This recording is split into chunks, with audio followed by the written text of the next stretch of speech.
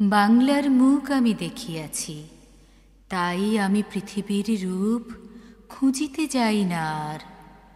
অন্ধকারে জেগে উঠে ডুমুরের গাছে চেয়ে দেখি, ছাতার মতন বড় পাতাটির নিচে বসে আছে ভোরের দোয়েল পাখি। চারিদিকে চেয়ে দেখি পল্লবের স্তূপ, জাম, বট, কাঁঠালের, হিজলের, অশ্বথের করিয়াছে চুপ। ফণি মনসার ঝোপে সটিবনে তাহাদের ছায়া পড়িয়াছে। মধুকর ডিঙা থেকে না জানি সে কবে চাঁদ চম্পার কাছে এমনি হিজল বট তমালের নীল ছায়া বাংলার অপরূপ রূপ দেখেছিল।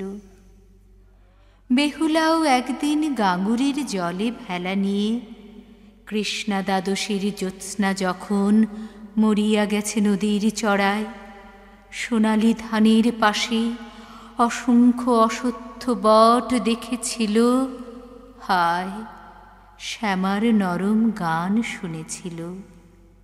একদিন অমরায় গিয়ে ছিন্ন খঞ্জনার মতো যখন সে নেচেছিল ইন্দ্রের সভায়, বাংলার নদী, মাঠ, ভাট ফুল ঘুঙুরের মতো তার কেঁদেছিল পায়।